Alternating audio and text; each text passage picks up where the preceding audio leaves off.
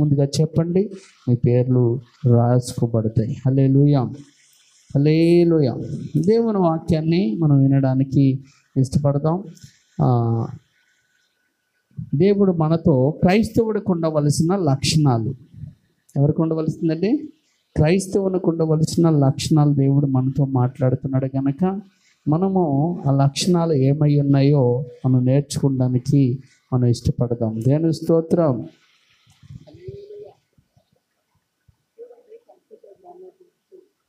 క్రైస్తవుని యొక్క లక్షణాలు మనం నేర్చుకుంటున్నాం. పోయిన వారం నేర్చుకున్నాం, సత్యవాక్యములో ఎదగాలని, ప్రార్థన నిత్యము చేయాలని, పరిశుద్ధులతో సహవాసము చేయాలని, అనగా కలిగి ఉండాలని నేర్చుకున్నాం. దేవుని స్తోత్రం.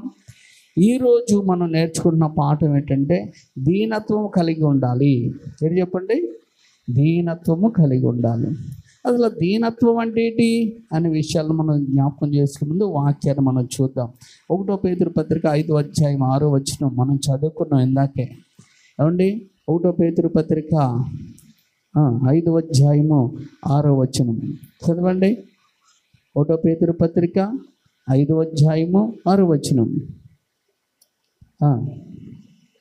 దేవుడు తగిన సమయమందు మమ్మల్ని హెచ్చించినట్లు ఆయన బలిష్టమైన చేతి కింద దీన మనస్కులై ఉండండి, దీన మనస్కులై ఉండండి. మరి ఆ పైన అంటాడు దీన మనసును ధరించండి అంటాడు. అంటే దీన మనసు, దీన మనస్కులు అంటే విషయం ఏంటంటే, అసలు దీనులు అంటే ఎవరు? దీనులు అంటే ఎవరమ్మా? అక్కర్లో ఉన్నవారు. దీనులు అంటే పేదలు, వస్త్రాలు లేనివారు, గృహాలు లేనివారు, ఏమండి బలము లేనివారు. వీళ్ళందరినీ దేనితో పోలుస్తారంటే దీనులతో పోలుస్తారు. అంటే ఈ దీనులుగా మనం అందరూ ఉన్నాం రైతే, కానీ దేవుడు చెప్తున్న దీనత్వం ఇది కాదు. దేవుడు చెప్తున్నది ఇది కాదు. పేదలుగా ఉండిపోవాలి, వస్త్రాలు లేని వారికి ఉండిపోవాలి, ఇల్లు లేని వారికి ఉండిపోవాలి, సమస్యలు ఉన్న వారికి ఉండిపోవాలి అనేది దేవుడి చిత్తమా?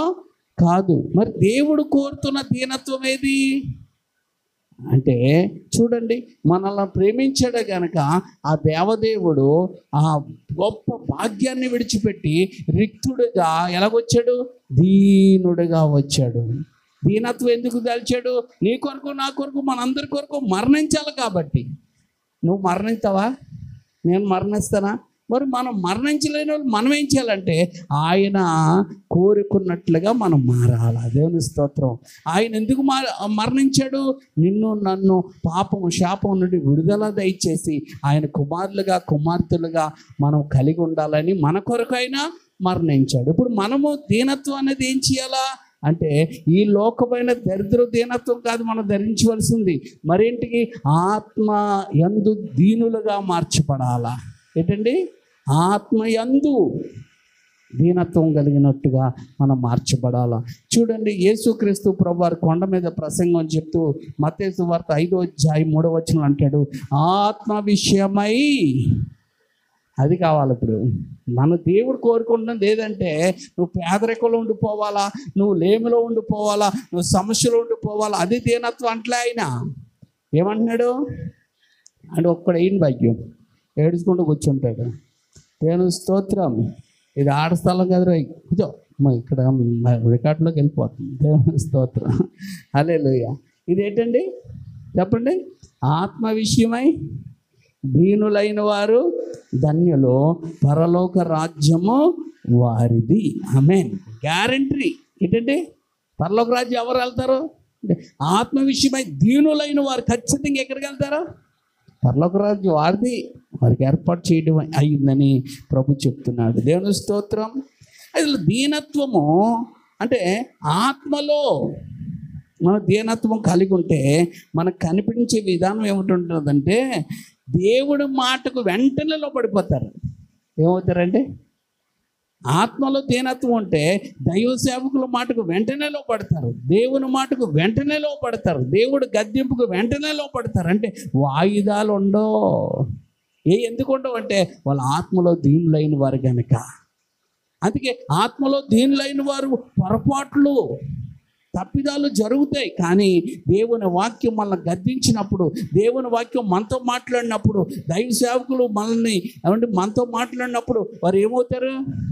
వెంటనే లోపడిపోతారు. ఇదే ఆనవాళ్ళు. దేవుని స్తోత్రం. మనం ఎన్ని చెప్పినా లోపడట్లేదు అనుకో, వాళ్ళు దీనత్వం వారిలో లేదు. ఏ దీనత్వం లేదు? ఆత్మలో దీనులుగా వారు లేరు. హల్లెలూయా. అందుకే మనం చూసుకున్నట్లయితే ఏమండి, చాలామంది మేము దీనులుగా ఉన్నామని చెప్తూ ఉంటారు. దీనులుగా ఉన్నామని చెప్పి ఏం చేస్తూ ఉంటారు అండి? రకరకాలైన వేషాలు వేస్తూ ఉంటారు. మనం చూసుకున్నట్లయితే మేము ఒకసారి వైజాగ్ వెళ్ళాను. ఎలీషా గారి దగ్గర ఒక ఆయన ఉండేవాడు. నేను వెళ్ళి సోఫా మీద కూర్చుంటే వాళ్ళు వచ్చి కాల్ దగ్గర కూర్చునిపోయాడు. ఏంటంటే కాల్ దగ్గర కూర్చొని లెగండి అంటున్నాను. అంటుంటే అతను అంటాడు, అయ్యో దైవజనులండి, దైవజనులు వస్తే ఆశీర్వాదం అండి, దైవజనులకు మేము అన్నీ వండి పెట్టాలండి, అదండి ఇదంటే అని ఎక్కువ మాట్లాడుతున్నాడు. అప్పుడు మనసులో అనుకున్నాను, వీడి వల్ల ఏదో వచ్చే కంపు మునిగిపోయేలా ఉందో ఏదో అనుకున్నాను. ఈ మాట కావాలితే పీటర్ని అడగండి, కావాలితే చెప్తే వీడి వల్ల ఏదో కొమ్మ మునిగేలా ఉంది. తర్వాత కాలంలో ఎవడైతే అంతగా ఎక్కువగా ఓవర్ యాక్టింగ్ చేశాడో అతనే ఆ సేవకులను ఏం చేశాడంటే దూషించి వాళ్ళ కుమార్తెలు వాళ్ళందరూ కూడా నిలబడి అతను ఏం చేశారంటే ఆ సేవకుని అవమానపరిచారు. కాబట్టి ఓవర్ యాక్టింగ్ ఉండక్కర్లేదు. సేవకులు గౌరవించినట్టుగా గౌరవించి అంటే దేవుడి మాట విని సంఘంలో వాడబడితే వారందరూ ధన్యులే. హల్లెలూయా. అంటే అతను దీనత్వం ఉందా? అతనికి ఉందా? ఉంటే అలా చేయడు. మరి అలా చేసాడంటే ఏంటి? యాక్టింగ్ చేశాడు. అవసరం వచ్చినప్పుడు కాలు పట్టుకున్నాడు. కాబట్టి అలా మనం ఉండడానికి వీల్లేదు. అందుకే ఇక లోతును చూపిస్తున్నాడు దేవుడు. లోతును మనం చూసుకున్నట్లయితే లోతు దగ్గరికి దేవదూతలు వెళ్ళారు. ఈ దేవదూతలు వెళ్ళినప్పుడు లోతు వారిని రిసీవ్ చేసుకొని చక్కగా తీసుకెళ్ళి ఏమంటే వారిని ఏం చేశాడు? వారు చెప్పిన మాట విన్నాడు. ఇదిగో ఇదంతా నాశనం చేయబోతున్నాను, కాబట్టి మీరు అందరూ వచ్చేయండి అన్నప్పుడు ఏమండి ఆ పిల్లల్ని అందరినీ కూడా తీసుకురావడానికి ఇష్టపడ్డారు. వాళ్ళు దేవుడి మాట విన్నారు కానీ అటు పాటించట్లేదు. ఏ విషయంలో పాటించట్లేదు? రమ్మంటే వాళ్ళు ఏం చేస్తున్నారట? తడవు చేస్తున్నారట. ఏం చేస్తున్నారు? తడవు అంటే వెంటనే వినాలి దేవుడి మాట, కానీ వాళ్ళు ఏం చేస్తున్నారు? లేట్ చేసుకుంటూ వచ్చారు. లేటు చేసేవాళ్ళు ఎవరు? అందుకే పైకి వెళ్తే వారు విధేయత దీనతో కలిగిన వారుగా కనపడుతున్నాడు. ఎవరు? లోతు. కానీ నడవడి అంటే చేతలకు వచ్చేటప్పటికి ఎలా కనబడుతున్నాయి? అలక్ష్యం చేస్తున్నట్టు కనబడుతుంది. కొంతమంది మాటలు చాలా స్పీడ్గా ఉంటాయి, పనుల దగ్గరికి వచ్చేటప్పుడు కనబడరు కొంతమంది కదా. మాటలు చాలా స్పీడ్గా ఉంటాయి. ఎందుకంటే పాస్ నేను నిలబడతాను, నేను చేస్తాను, నేను అది అని చాలామంది మాట్లాడుతూ ఉంటారు. కానీ పని చేసేటానికి ఏడు ఎక్కడికి వెళ్ళాడంటే ఎక్కడికి వెళ్ళాడు, ఎక్కడికి వెళ్ళి ఎరా బాబు అంటే పని ఉందంటే వెళ్ళిపోయాడండి. అంటే ఈ పని తప్పించుకున్న వాళ్ళు చాలామంది ఉంటారు. కానీ కొంతమంది ఒప్పుకొని దాన్ని భుజాల మీద వేసుకొని కష్టపడి పని చేసిన వాళ్ళు ఉంటారు. అంటే విధేయత అంటే దీనత్వం అంటే ఏంటి? ఒప్పుకున్న దాన్ని నిలబడడం. దేవుని స్తోత్రం. హల్లెలూయా. అందుకే రాండ్రా బాబు అంటుంటే ఈ లోతు ఏం చేశాడంటే అంటే తడవ చేశాడు. ఏమైంది? దేవుడు చెప్పే ప్రాంతానికి వెళ్ళకుండానే ఎక్కడికి వెళ్ళిపోయాడు? తను సొంతంగా ఆలోచించుకున్న ప్రాంతానికి వెళ్ళడం వల్ల అక్కడ భయంకరమైన ఒక వికృతమైన జనాంగము లోతు నిర్లక్ష్యం వల్ల, లోతు దీనత్వం లేకపోవడం వల్ల పొందుకున్నాడు. అందుకే లోతు పిల్లలు ఆశీర్వాదం పొందుకోలేదు. లోతు పిల్లల ద్వారా ఏమొచ్చిందంటే శపితమైన జనాంగం పుట్టుకొచ్చింది. అమ్మోనీయులు, మోయాబీలు వచ్చేసారు. అందుకే దీనత్వము ఏమంటే కలిగి ఉన్న వారిని బట్టి మంచి జనాంగం వస్తుంది. ఆ దీనత్వం కలిగి ఉన్నవాడు ఎవరు అంటే అబ్రహాము. చెప్తున్నాడు, చెప్పినట్లుగానే చేస్తూ ఉన్నాడు. అందుకే దేవుడికి స్నేహితుడైపోయాడు. దేవుడు అబ్రహామును దీవించకుండా ఉండలేకపోతున్నాడు. దేవుడు అబ్రహాముకి జరిగే విషయాలన్నీ చెప్పకుండా ఉండలేకపోతున్నాడు. హల్లెలూయా. కారణం ఏంటో తెలుసా? అబ్రహాము సంపూర్ణ దీనత్వం కలిగిన వాడిగా ఉన్నాడు. లోతు దీనత్వం కలిగిన వాడిగా ఉన్నాడు, కానీ చేతల్లో క్రియల్లో కనబడట్లేదు, మాటల్లో ఉన్నాడు కానీ క్రియలు వచ్చేటప్పటికి తడవ అక్కడక్కడే ఉన్నాడు. ఇంకొకరు చూడండి, ఎక్కడికైనా వెళ్దామంటే రండి అంటే అక్కడక్కడే తిరుగుతుంటారు, అక్కడక్కడే మాట్లాడుతుంటారు, అక్కడక్కడే చేస్తూ ఉంటారు, కానీ టైం అయిపోతుందని వెళ్ళరు కదా. కొంత అప్పుడు మనకి ఏమవుతుంది, కోపం అవుతుంది. మన టైం అయిపోయిన తర్వాత వెళ్తే మన పని అవుతుంది ఏంటి. కాబట్టి ఈ పనులన్నీ తర్వాత చూసుకోవచ్చు, ముందు అక్కడికి వెళ్ళి వచ్చేద్దాం అంటూ ఉంటారు కదా. కొంతమంది అలాగే చేసి అటు ఆ పని అవ్వదు, ఇటు వీళ్ళతో మాట్లాడడం అవ్వదు. కాబట్టి నీ దృష్టి అనేది ఎవరి మీద పెట్టాలంటే దేవుని మీద, దేవుని మాట మీద నువ్వు లక్ష్య పెట్టగలిగితే నువ్వు దీనత్వం కలిగిన కుమారుడి కుమార్తెవి. అందుకే దేవుని మాటలను లక్ష్య పెట్టిన వాడే దీనుడైన వాడు. హల్లెలూయా, హల్లెలూయా, హల్లెలూయా. కాబట్టి ఈరోజు నీవు నేను మనము ఎందులోంచి వెళ్ళాలండి? దీనత్వము కలిగి ఉండాలి. ఎందులో ఉండాలా? దీనత్వం. దేవుడు ఏది చెప్తే దానికి మనం లోబడిపోవడమే దీనత్వం అండి. హల్లెలూయా. దీని లైన్ వాళ్ళు ఏం చేస్తారు? వెంటనే లోబడిపోతారు అంతే. అందుకే మనకు దావీదు పాపం చేసినప్పుడు ఏమండి ప్రవక్త వచ్చి గద్దించినప్పుడు వెంటనే ఆ మనిషికి నీవే అనగానే ఏమైపోయాడు? తిరగబడ్డా. నేను రాజుని నన్ను నిలగంటావు అన్నాడా? అలాగని ఎవరన్నారు తెలుసు? అలాగా ఆహాబ్ అన్నాడు. ఆహాబుకి ఏం లేదు, దీనత్వం లేదు. కానీ దావీదుకి దీనత్వం ఉంది. అందుకే దావీదు దేవునికి బహుప్రియుడయ్యాడు. దావీదు పాపం చేసినాడు. ఎందుకంటే ఇలాగయ్యాడంటే దావీదులో ఏముందంటే అండి పశ్చాత్తాపం ఉంది. దావీదులో ఏముందంటే దీనత్వం ఉన్నది. హల్లెలూయా, హల్లెలూయా, హల్లెలూయా. అందుకే దీనత్వం ఉన్నవారు ఎక్కడికి వెళ్తారు? పరలోకి వెళ్తారు. ఆహాబ్ పరలోకి వెళ్ళడు. ఆహాబ్ ఏమాడు? పరలోకి వెళ్ళడు. పరలోకి ఎవరు వెళ్తారు? దావీదు వెళ్తాడు. హల్లెలూయా. ఆ పరలోకి ఎవరు వెళ్తారు? దానియేలు వెళ్తాడు. ఎవరైతే దీనులుగా ఉంటారో వారిని, దీన మనసు కలిగిన వారికి ఉంటారో వారిని దేవుడు ఏం చేస్తాడంటే పరలోక రాజ్యంలో వారిని ఘనపరుస్తాడు. హల్లెలూయా. ఈ లోకంలో కూడా వారిని హెచ్చించే వారిగా ఉంటారు. అందుకే ఏమండి ఈ లోకానికి మనకు ఏమండి దీనులుగా ఆత్మయందు దీనులై ఉండాలని వాక్యం చెప్తుంది. చూడండి, అంతేకాదు 1 పేతురు పత్రిక 2:21 దీనత్వం కలిగి ఉండటమే కాదు, క్రీస్తు అడుగు జాడల్లో మనం నడవాలంట. ఎవరు అడుగు జాడల్లో నడవాలా? క్రీస్తే మనకు మాదిరి. హల్లెలూయా. అమ్మ, క్రీస్తుని పోలు నడుచుకోవాలి. అందుకే పౌలు అంటాడు, నేను ఆల్రెడీ క్రీస్తుని పోలు నడుచుకుంటున్నాను, ఇంకా జీవించుచున్నది నేను కాదు, నా యందు క్రీస్తే, కాబట్టి నన్ను పోలి మీరు నడుచుకోండి అన్నాడు. హల్లెలూయా. అంత గొప్పగా మనం ఎదిగినప్పుడు ఈనాటి కాలంలో సువార్తకు కరపత్రాలు పంచడానికి అనేక ఆటంకాలు ఎదురవుతున్న సమయంలో ఇప్పుడు మనము ఎవరికి సువార్త కూడా చెప్పలేము. కాబట్టి ఇప్పుడు సువార్త ఎలా చేటాలంటే నీ జీవితం ద్వారా, నా జీవితం ద్వారా, నీ మంచి క్రియల ద్వారా, నా మంచి క్రియల ద్వారా మనం ఏం చేయాలా? యేసు క్రీస్తు సువార్తను చేయడానికి కరపత్రికలుగా మనమే మారిపోవాలి. హల్లెలూయా, హల్లెలూయా. ఆల్రెడీ ఉత్తరప్రదేశ్, మధ్యప్రదేశ్, మణిపూర్ ఇలాగా బీజేపీ వెళ్తున్న అనేక రాష్ట్రాల్లో సువార్తకు ఆటంకాలు, చట్టాలు అన్నీ తీసుకొస్తున్నారు. కానీ మనకు కూడా ఇంకా రాలేదు. ఈ రాకపోయేటప్పటికి మనం ఇప్పుడు ఏమైపోవాలంటే మాటతో చెప్పడమే కాదు కానీ ప్రవర్తన ద్వారా కూడా మనం ఏం చేయాలా? యేసు క్రీస్తు గురించి సువార్త చేటే సాక్షులుగా మనం ఉండాలి. అందుకనే మొదటిది ఏంటంటే దీనత్వం కలిగి ఉండాలా. రెండోది ఏంటంటే క్రీస్తుని పోలి నడుచుకోవాలా. మూడోది ఏంటంటే ఆ క్రీస్తుని పోలి నడుచుకునే దాంట్లో ఏమండి 1 పేతురు పత్రిక 2:21 ఏముంది? ఆయన ఏమండి బాధ నొందాడంట. ఆయన బాధ నొందాడు. చూడండి, బాధపడి నడుచుకున్నట్లు మాదిరి. ఈరోజు మొదటగా మనకి మాదిరి ఎవరో? ప్రభువారే మాదిరి. ఏమండి మాదిరి ఎవరండి? ప్రభువారు. ఇంకేం మాదిరి ఎవరండి? ఆయన అనుసరించి నడిచిన భక్తులు. ఇంకా మాదిరి ఎవరండి? వాక్యాన్ని అనుసరించి నడుస్తున్న నీ సేవకుడు. ఒకవేళ వాక్యాన్ని అనుసరించి నీ సేవకుడు నడవట్లేదు అనుకుందాం, ఇప్పుడు ఎవరిని చూడాలి? ప్రభునే చూడాలి. తర్వాత భక్తులను చూడాలి. భక్తులు ఉన్నారు కదా. ఎవరు భక్తులు? దానియేలు ఉన్నాడు, దావీదు ఉన్నాడు, యోసేపు ఉన్నాడు, ఇర్మియా ఉన్నాడు, యెషయా ఉన్నాడు.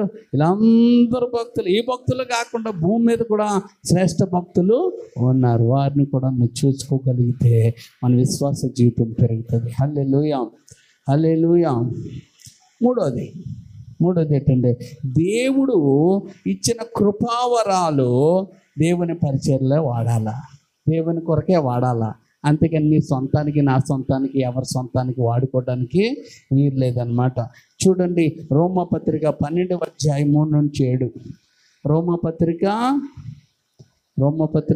12:3-7.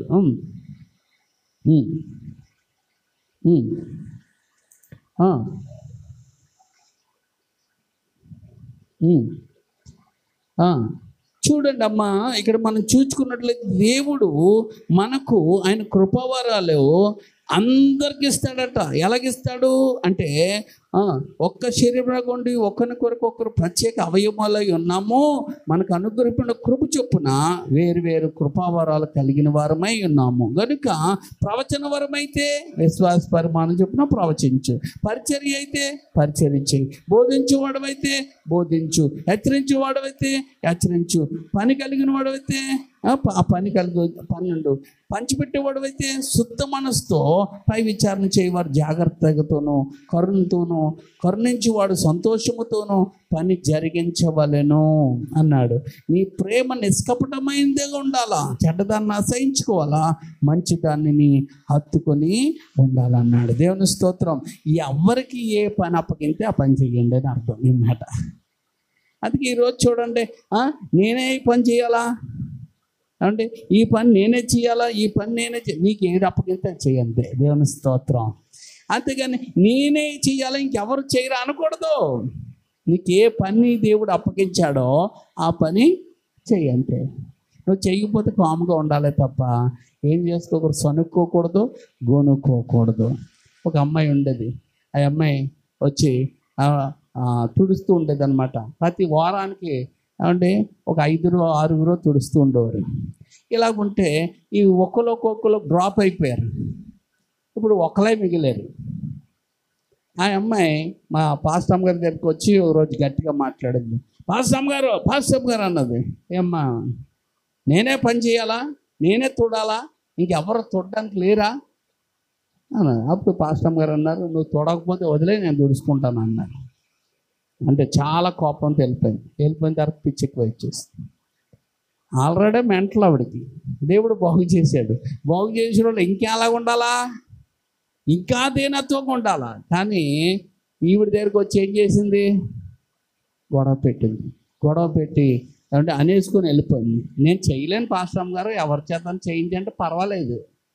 కానీ ఈవిడేం చేస్తుంది ఏమండి, తనకి అప్పగించబడిన పని తను చేసుకో. నీకు ఒక రోజు చేసుకుందాం అనుకున్నా, ఆ రోజు చేసుకో, ఊరుకో. అన్ని రోజులు నేను ఎవడు చెప్పన్నాడు కదా. కానీ ఆవిడే చేసి వచ్చి పాస్టర్ అమ్మగారి మీద ఏమండి ఏం చేస్తుంది ఏమండి, పాస్టర్ అమ్మగారి మీద ఏం చేస్తుంది, కోపంతో మాట్లాడింది. కోపంతో మాట్లాడినందుకు ఆవిడ ఆశీర్వాదం బదులు ఏం తెచ్చుకుంది, శాపం తెచ్చుకుంది. ఎప్పుడు ఆశీర్వాదం తెచ్చుకోవడానికి ప్రయత్నం చేయండి. కానీ ఎవరినో ఏదో తిట్టి నువ్వు పని చేయించుకోలేవు, లేకపోతే ఎవరినో ఏదో గుచ్చి అందరినీ నువ్వు రైట్లో పెట్టలేవు. దేవుని ప్రేమే ప్రతి పని చేసేటట్లుగా మారుస్తుంది. హల్లెలూయా. అందుకే అక్కడ రాసేది చూడండి ఏమండి, 9వ వచనం, మీ ప్రేమ నిష్కపటమై ఉండవలెను. మీ ప్రేమ అయ్యి ఉండాలా, నిష్కపటమైనదై ఉండవలను. చెడ్డదాన్ని అసహించుకొని మంచిదాన్ని హత్తుకొని ఉండండి. హల్లెలూయా, హల్లెలూయా అనడలేదా? అంటే ప్రేమలో ఏముండకూడదు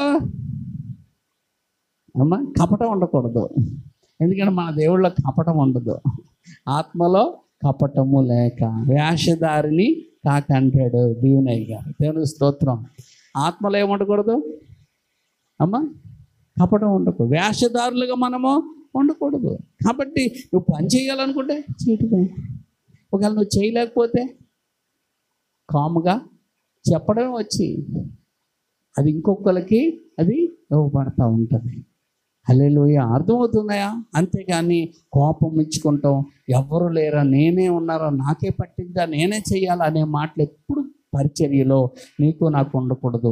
అందుకే ఒకరు కన్నులాగా ఉంటారు, ఒకరు ముక్కులాగా ఉంటారు, ఒకరు నోరులాగా ఉంటారు, ఒకరు చెవులాగా ఉంటారు, ఒకరు చేతుల్లాగా ఉంటారు, ఒకరు కాళ్ళలాగా ఉంటారు.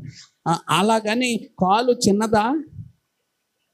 ఒకసారి స్నానం చేస్తున్నప్పుడు వంగి ఎవడ తోముతాడు అని కాలు తోమడం మనిషి వంగి ఎవడ తోముతాడు కాళ్ళు అని వదిలేశాను.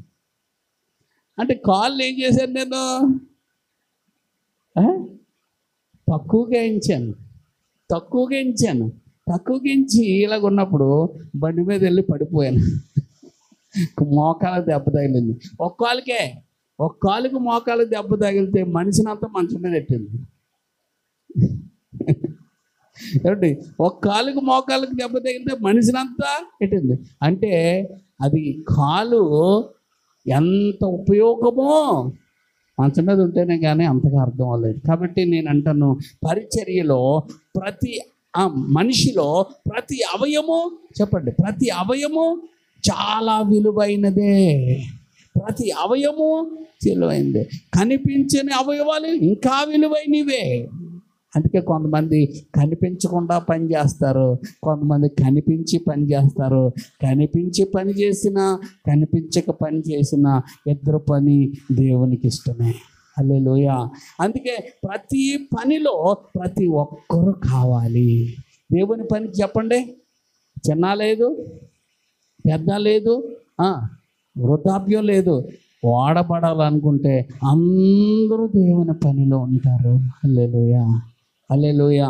అందుకే దేవుని పనిని ఎలా చెప్పాడంటే అవయవాలతో పోల్చాడు, మనిషితో పోల్చాడు. అంటే మనిషిలో ఏ రీతిగా ఏ చెయ్యి చేయవలసిన పని, ఏ కన్ను చేయవలసిన పని, ముక్కు చేయవలసిన పని, నాలుగు చేయవలసిన పని, చెవు చేయవలసిన పని, ఏమంటే కాలు చేయవలసిన పని, ఆయా పనులు కొట్టుకోకుండా చేసుకుంటున్నాయి. ఎలా చేసుకుంటున్నాయి? ఒకరినొకరు దూషించుకోకుండా చేసుకున్నాం. మనం కూడా ఒకరినొకరు ప్రేమించుకుంటూ, ఒకరినొకరు గౌరవించుకుంటూ మన పనులన్నిటినీ మనం ఏం చేసుకోవాలా? దేవుని కొరకు చేయాలా. హల్లెలూయా. అప్పుడు దేవుడు మనకు ప్రతిఫలము ఇస్తాడు. హల్లెలూయా. ప్రతిఫలం ఇవ్వక మానడు. పని చేయించుకున్న వాడికి దగ్గర ప్రతిఫలం ఇవ్వకుండా ఆయన ఉన్నాడు. హల్లెలూయా. అందుకే దేవుని పనికి నీ బలమును ఖర్చు పెట్టినా, ధనాన్ని ఖర్చు పెట్టినా, సమయాన్ని ఖర్చు పెట్టినా, నువ్వు ఏది చేసినా కానీ ఆయన ప్రతిఫలము ఇవ్వకుండా ఉండడు. దేవుని స్తోత్రం. హల్లెలూయా. అందుకే దేవుడిచ్చిన కృపావరాలు దేవుని కొరకు వాడాలి. కృపావరాలు తెలుసు కదా. ఇప్పుడు హెచ్చరించడము, బుద్ధి చెప్పడము, పంచిపెట్టడము, సహాయం చేయడము, ప్రవచించడము, స్వస్థపరచడము. ఇంకా మనం చూసుకున్నట్లయితే 1 కొరింథీ పత్రిక 12వ అధ్యాయంలో ఆ కృపావరాలన్నీ రాయబడ్డాయి. 7వ వచనం ఒకసారి చూద్దాం. ఆయనను 1 కొరింథీ పత్రిక 12:7 ఆయనను అందరి ప్రయోజనము కొరకు ప్రతి వానికి ఆత్మ ప్రత్యక్షతను అనుగ్రహించబడుచున్నది అన్నాడు. ఆత్మ ప్రత్యక్షత. ఈ ఆత్మ ప్రత్యక్షత ఎందుకు ఇచ్చాడు దేవుడు నీకు, నాకు, మనకు అంటే ఒక్కరికి కూడా అందరికి ఇస్తాడు. ఒక రకం ఎవడో. అందుకే అందరూ భాషలు మాట్లాడరు, కొంతమంది భాషలు మాట్లాడతారు. అందరూ ఏమండి ప్రవచించరు, కొంతమంది ప్రవచిస్తారు. అందరూ ప్రార్థన చేస్తే గొప్ప అద్భుతాలు జరగవు, కొంతమంది చేస్తేనే జరుగుతూ ఉంటాయి. అంటే వరం అది అమ్మా. అలాగే అందరూ కూడా వాక్యం చెప్పలేరు, కొంతమంది చెప్తారు. అందరూ ఏమంటే విశ్వాసము, వాళ్ళు ఆ విశ్వాసం అనే వరం ఉన్న వాళ్ళు విశ్వాసం ఉంచినట్టు ఎవరు ఉంచలేరు. దేవుని స్తోత్రం. కాబట్టి ఇవన్నీ ఏంటి చెప్పండి? వరాలు. 9 వరాలు. ఇవి కాక మనం మళ్ళీ రోమీయులకు రాసిన పత్రికలో చూసుకున్నాం. అయితే ఇవన్నీ దేనికి ఇచ్చాడు దేవుడు? సంఘ క్షేమాభివృద్ధి కోసం ఇచ్చాడు. హల్లెలూయా.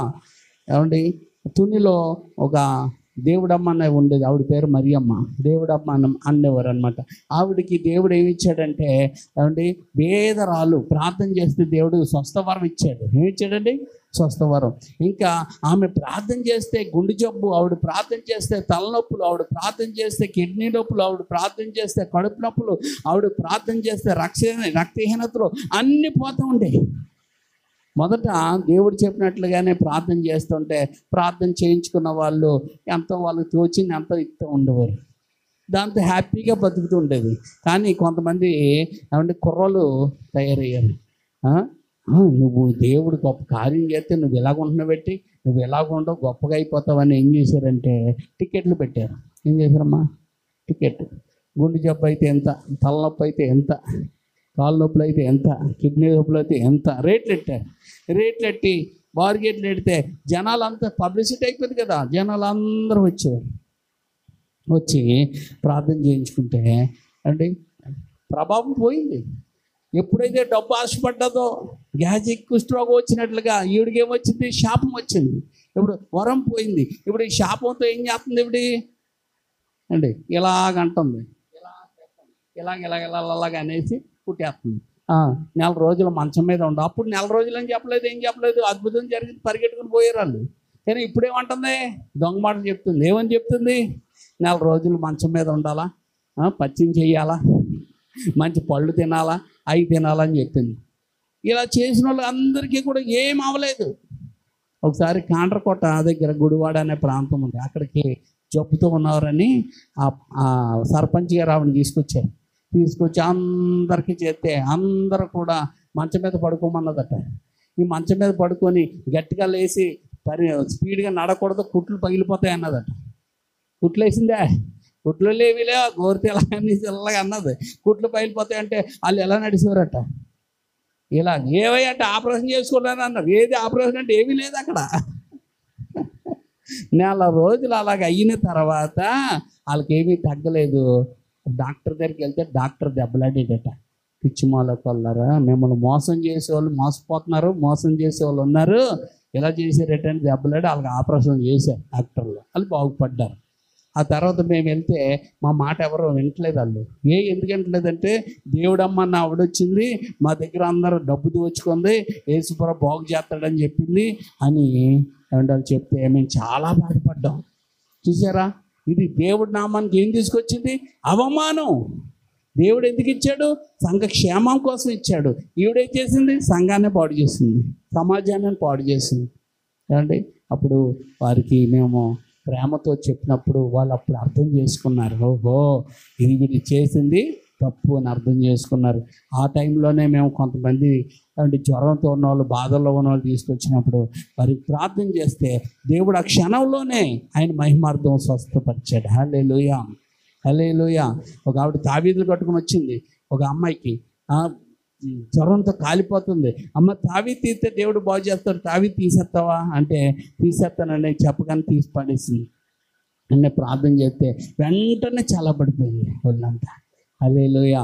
అంటే తన నామ మహిమార్థం ఆవిడ అన్ని డబ్బులే పోతుంది. పైసా నాకు వద్దు, డబ్బులు ఏమొద్దు, దేవుడు నీకు ఉచితంగా ఇచ్చాడు అంతే, పొరుగు నమ్ముకోను. హల్లెలూయా, హల్లెలూయా. వెంటనే అక్కడ ఉన్న వాళ్ళందరూ చూసి మా మాటలు విని గుడివాడలో ఎంతోమంది మేము చెప్పిన మాటలకు లోబడేవారు. హల్లెలూయా, హల్లెలూయా. కానీ మేము వెళ్ళిన ఇల్లు మంచిది కాదు, ఆవిడ చాలా గయ్యాలది అన్నమాట. ఆవిడ వల్ల ఎంతోమంది రక్షించబడవలసిన వాళ్ళు వెనక్కే పోయారు. అందుకే మన నోరు బాగుండాలా, మన నోరు బాగుండాలి, మన బుద్ధి బాగుండాలి, మన మనసు బాగుండాలి. అప్పుడు అనేక మంది రక్షించబడతారు. హల్లెలూయా, హల్లెలూయా. కాబట్టి దేవుడిచ్చిన కృపావరాలు దేవుడి కొరకు ఉచితముగా మనము వాడబడాలి. హల్లెలూయా. ఎవరి దగ్గర కార్యం జరిగినా డబ్బులు తీసుకోకూడదు. కృతజ్ఞతతో వారి దేవుని కొరకు కానుకేసుకుంటే అది తప్పు కాదు, కానీ ఎవరిని ఒక్క పైసా అడగడానికి వీల్లేదు. ఎవడైనా అలాగ అడిగాడంటే వాళ్ళ దగ్గర ఉన్న దేవుని వరాన్ని వారు ఏమైపోతారో కోల్పోతారు. అందుకే మొదటి దీనత్వం కలిగి ఉండాలా, 2 క్రీస్తుని పోలు నడుచుకోవాలా, 3 ఆ దేవుడు నీకు ఇచ్చిన కృపావరాలని దేవుడి కొరకే నువ్వు వాడాలా. అందుకే దేవుడి కొరకంటే ప్రజల కొరకు నువ్వు వాడాలా. హల్లెలూయా, హల్లెలూయా. ఇది ఈరోజు మనం నేర్చుకున్నాం. ఈ నేర్చుకున్నది మనం నడుచుకునేటట్టుగా చేసుకోగలిగితే యేసు మన జీవితంలో ఆనందించువాడై ఉంటాడు. హల్లెలూయా, హల్లెలూయా.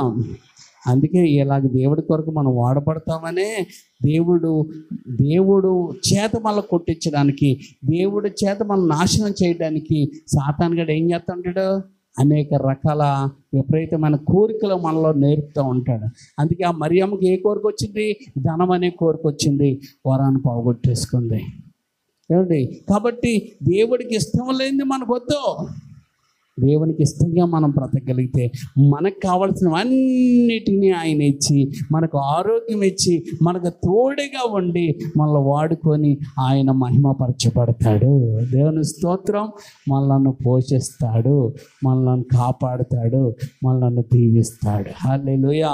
అట్టి కృప నీకు, నాకు, మనందరికీ, అలాగే ఈ వాక్యం వింటున్న బిడ్డలందరికీ దేవుడు తన కృపనిచ్చి దీనత్వము, క్రీస్తుని పోలు నడుచుకునే తత్వము, కృపావరాలు పొందుకుని దేవుడి కొరకు బలమైన పాత్రలుగా వాడబడునుగాక. ఆమేన్, ఆమేన్, ఆమేన్. హల్లెలూయా. దీనత్వము కలిగియుండి క్రీస్తుని పోలి నడవాలి. దీనత్వము కలిగియుండి క్రీస్తుని పోలి నడవాలి. దేవుడిచ్చిన కృపావరములు దేవుని కొరకై వాడాలి.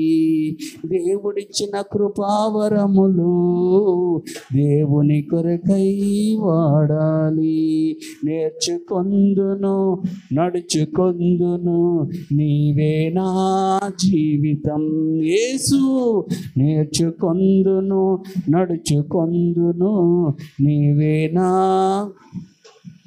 యేసులో జీవితం, అద్భుత జీవితం. యేసులో ముగింపు, పరలోక దర్శనం. యేసులో జీవితం, అద్భుత జీవితం. యేసులో ముగింపు. మూడు మాటలు చెప్పాను. ఒకటి చెప్పండి, దీనత్వము కలిగి ఉండే. 2, క్రీస్తుని పోలు నడుచుకోవటం. 3, దేవుడిచ్చిన కృపావరాలు దేవుని కొరకు వాడడం. ఈ మాటలను దేవుడు మన వెనుకల్లో దీవించి ఆశీర్వదించి మనందరినీ ఆయన బిడ్డలాగా నిలిపి వాడుకునిగాక. ఆమేన్. ప్రార్థన చేసుకుందాం. ప్రభువా, ఎంత మంచి దేవుడు నాయన. ఎందుకు పనికిరాని మమ్మలను నీ సేవ కొరకే పిలుచుకున్నా, నీ బిడ్డలుగా పిలుచుకున్నా.